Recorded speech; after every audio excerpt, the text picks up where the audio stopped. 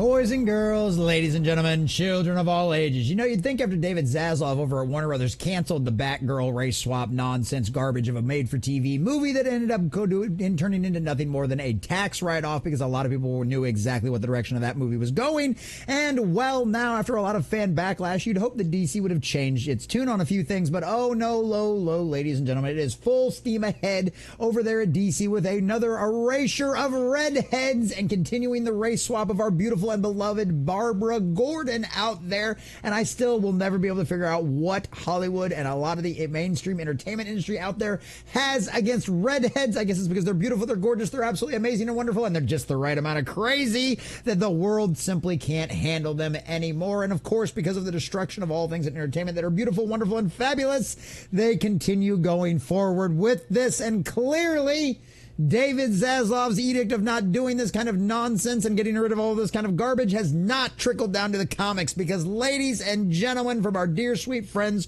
over at Bounding into Comics and Spencer McCooley himself, DC's Absolute Batman introduces race-swapped version of future Batgirl Barbara Gordon.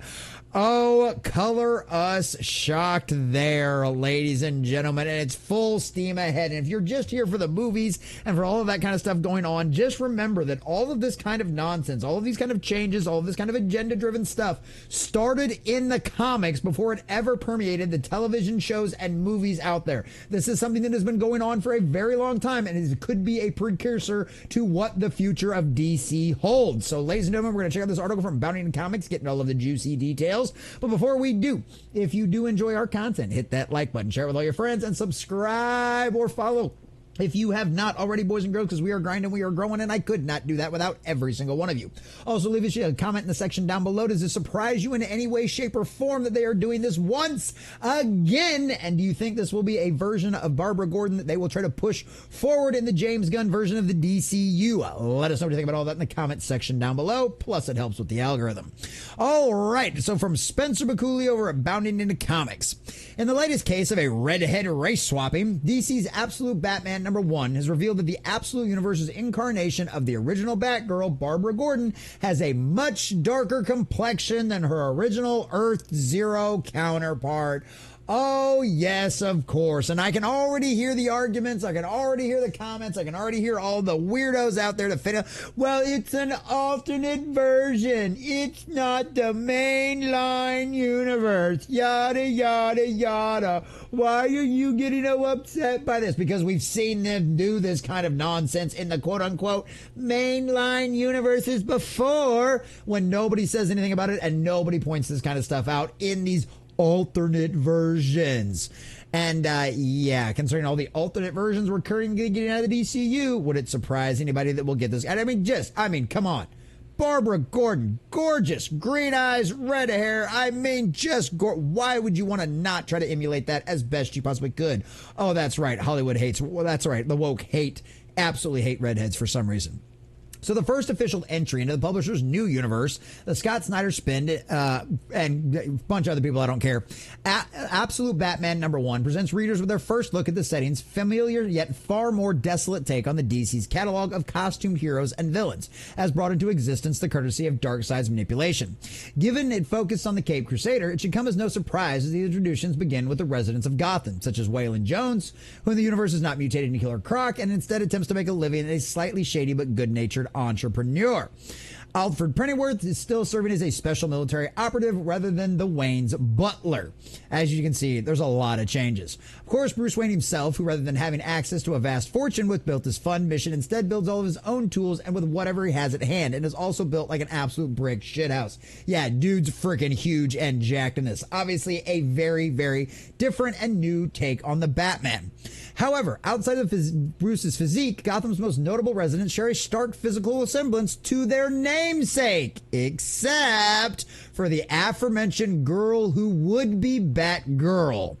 It should be noted that while childhood yada yada yada, as seen during the Party Animals gang run on Gotham City Hall, after hitting the floor to dodge a barrage of their bullets, Commissioner Gordon reaches for the hand of a black police officer who responds to the commotion by yelling out, "Dad!" Well, if it's Commissioner Gordon's daughter, there's only one person that could be. Now, of course, they could give you, well, she's adopted. Maybe her mom's dark, whatever. Once again, why are you trying to erase redheads, which by all arguments, by your own definitions, is a minority? They have a very unique complexion. They have a very unique hair color and style. But I guess because they're white passing, they don't care. It's not about that. They're of European descent, so they're evil. Based on the arts issue alone, it's unclear if Gordon himself is of black descent, a la Matt Reeves, or if Barbara gets her skin color from her mother. Because from the art, you can't quite see. You don't have quite a close-up look enough for but here, right here.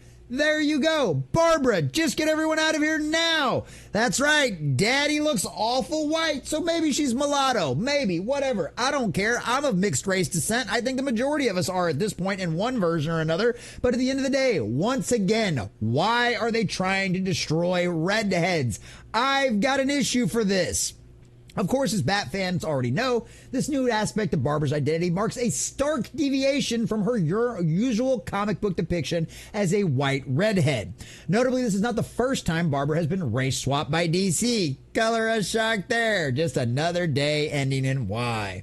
As she previously received this treatment in both the young adult graphic novel Gotham High, the Lego Batman movie, glad I didn't bother watching that, and being shelved and destined never to see the light of day Batgirl solo film, which we talked about at the beginning, wherein she was also set to be race swapped. This bitter modern audience update aside, Absolute Batman seems to be really good and they absolutely like it. But once again, why? Why do this? Because this is always the argument they'll throw back at us. Well, as long as she still represents the character, then why does it matter what she looks like? Well, as long as she represents the character, then why do you bother changing her appearance? We know why. It's because of more agenda-driven nonsense that we have seen time and time again. This is nothing new. And why? Why is it always the redheads? From Flash to Batman to everything else. Why is it always the redheads that they do this with? Redheads are gorgeous, wonderful, and one of my favorite types of girls out there. Hell, I even married one. This is absolutely insane. This is absolutely ridiculous. And it's the continued destruction of redheads we have seen throughout entertainment and media over and over again. And this DC fanboy will not stand for it. Barbara Gordon is a red-headed, green-eyed white girl and will always be. Now, aside the fact that the story apparently is pretty good by a lot of people, we know at the end of the day what kind of backlash that they will get, and hopefully the Ultimates universe goes the exact same way of so many of these other things, the way of the dodo. Because at the end of the day, when you disrespect the fans, when you disrespect the source material, and when you decide to not do the easy thing and simply make a character look like fans have always known and loved them to be, then how much trust can you put into you to represent the rest of the characters properly? We don't. This is called a red flag for a reason. And guess what, DC? You'll get exactly what you deserve.